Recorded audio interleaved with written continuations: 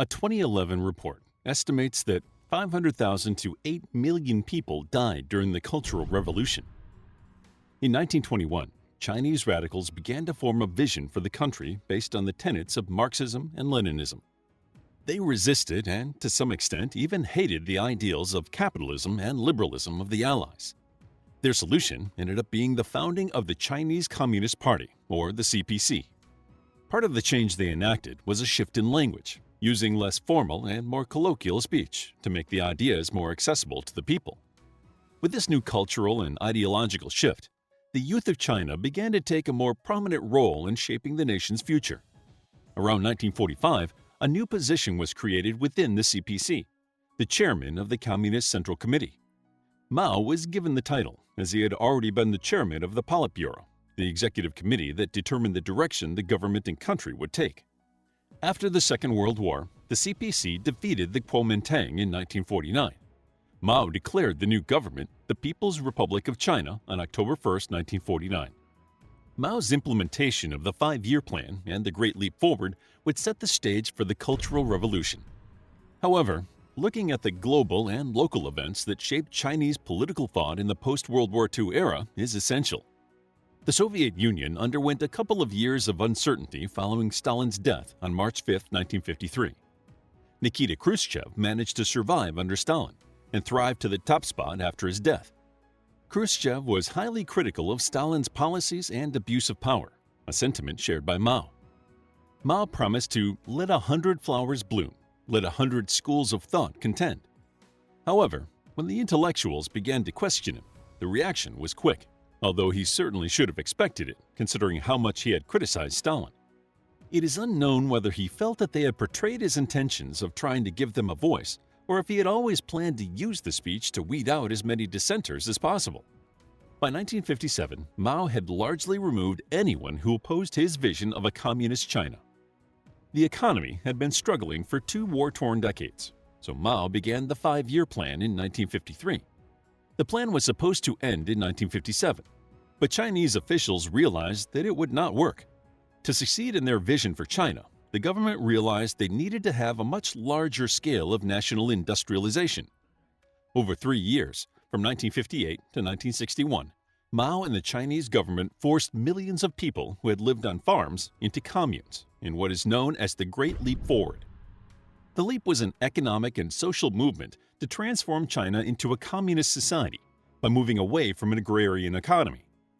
Due to mismanagement, the Great Leap Forward ended in colossal failure, claiming the lives of 15 to 55 million people. Because he had been the primary driver behind the Great Leap Forward, Mao was essentially removed from his position. However, he still kept his title as chairman of the CPC. He would not gain the same level of control over China until 1966, with the beginning of the Cultural Revolution. To China, the Soviet changes following Stalin's death were blatantly revisionist. In the aftermath of the Second World War, China put up a firm resistance to Western ideas, especially in the wake of colonial ventures. Any revision in foreign and domestic policy was considered a weakness. In addition to his mistrust of capitalism and those who practiced it, Mao was an atheist since all significant world religions had developed hierarchies comparable to the social structures in capitalist nations. In May 1966, Mao and the Gang of Four, radicals from the CPC, issued the May 16 notification to lay out the problems they saw with China's current trajectory. They said that enemies of China had infiltrated the leadership and wanted to create a dictatorship of the bourgeoisie. Through this rhetoric, Mao instigated a rebellion against the current leaders. Mao called on the youth to challenge the established Chinese politicians. He claimed that the leaders lacked the zeal and strength to enact fundamental changes that would benefit the people. During the summer of 1966, youths began seeking out oppressors, those who showed either sympathy for capitalism or those who exploited the lower classes. Mao and his followers targeted students as a part of their revolution for 2 primary reasons. First, they were impressionable. Second, it was thought that those who were against Mao and his vision would attempt to influence the youth if he did not. Mao's fanatics organized themselves as the Red Guards. Their actions became known as the Red Terror, reminiscent of the title given to the events during the French Revolution about 170 years earlier, the Reign of Terror. Like the French Terror, the Chinese Terror was not restricted to the education system. Mao's Minister of Public Security, Shi Fuzi, would spread the violent ideology to the police and security forces. They were instructed during an internal meeting that they were to provide assistance and support to the Red Guards. The Red Guards were also allowed to enter homes, initiate beatings, and deport anyone found to be an enemy. The officials had told the police not to act against the student movements, which meant that anyone the students identified as enemies were at the complete mercy of those students. Police and security forces were not allowed to assist the victims of persecution or beatings. Between August 1966 and the year's end, the Red Terror allowed mobs of Red Guards to roam the streets unchecked. Families were evicted from their homes, their possessions were taken, and they were forced to leave the city. The confiscation of anything considered bourgeois saw millions of dollars worth of art, currency, and culture stolen from Chinese citizens. The Red Terror had begun in Beijing, but Red Guards were shipped to other major Chinese cities. From the beginning of August 1966 until the end of September, an estimated 1,772 people were killed in Beijing alone. The Red Guards killed another 534 people in Shanghai and forced more than 700 to commit suicide. Mao condoned violence across the spectrum as his People's Liberation Army called for military support to help remove enemies and their sympathizers. Involving the military ensured the death of more people. Armed conflicts arose across China, and the military had a more than ample supply of weapons they were willing to use against the people. By the end of the year, more than 100,000 people had been killed. Mao may have despised Stalin's policies, but his Cultural Revolution looked similar to Stalinist purges, if not worse.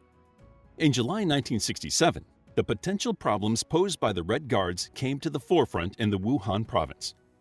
An open fight between the leaders and military of the city and the members of the Red Guard broke out. Only through the intervention of Zhou Enlai, who served directly under Mao, was the fighting finally resolved. Zhou was more moderate and loathed the abuses that occurred during the Red Terror.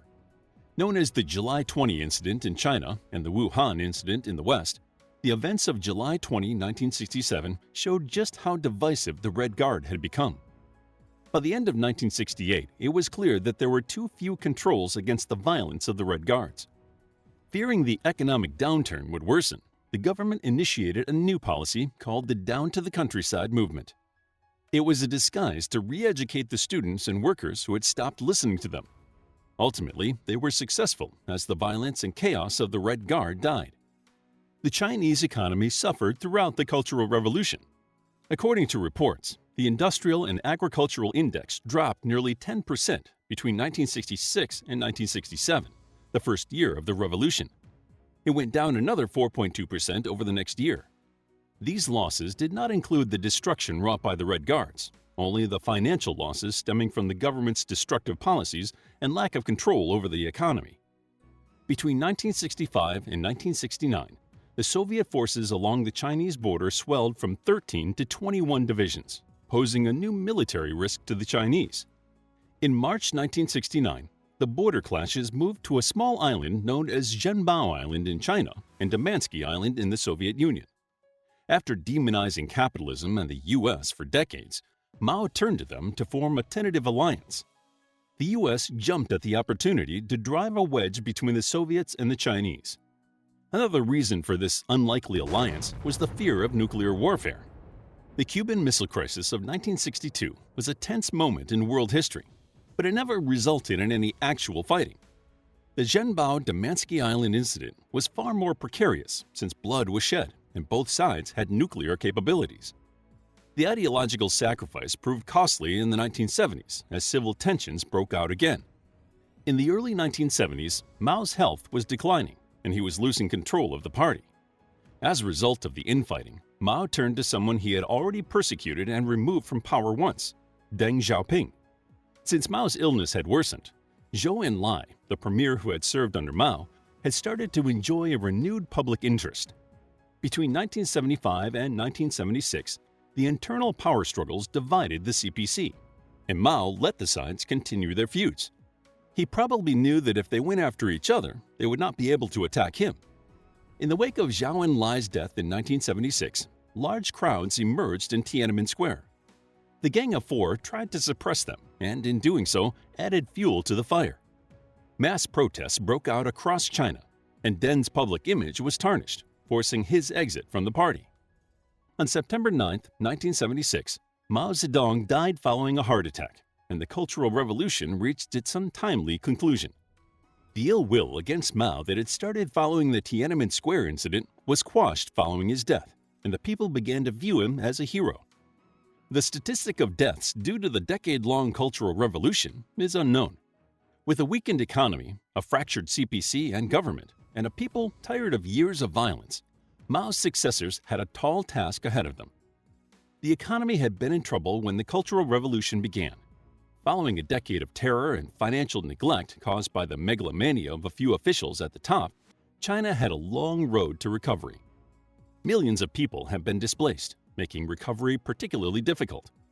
Once the threat had ended, the Chinese leaders who had initially followed Mao Zedong began to embrace capitalism over communism. The Cultural Revolution lasted for an entire decade, sending the nation into a series of violent clashes and economic turmoil. Mao is now seen as the primary driver of the disaster that resulted in many people's deaths and agricultural ruin. In 2014, some members of the Red Guard issued apologies for what had transpired during the Cultural Revolution. They admitted to the persecution, torture, and killing of millions in the name of communism. How would you like to get a deeper understanding of history, impress your friends, and predict the future more accurately based on past events? If this sounds like something you might be into, then check out the brand new Captivating History Book Club by clicking the first link in the description. To learn more about the Cultural Revolution, check out our book, The Cultural Revolution, a captivating guide to the decade-long upheaval in China unleashed by Mao Zedong to preserve Chinese communism. It's available as an ebook, paperback, and audiobook. If you enjoyed the video, please hit the like button and subscribe for more videos like this.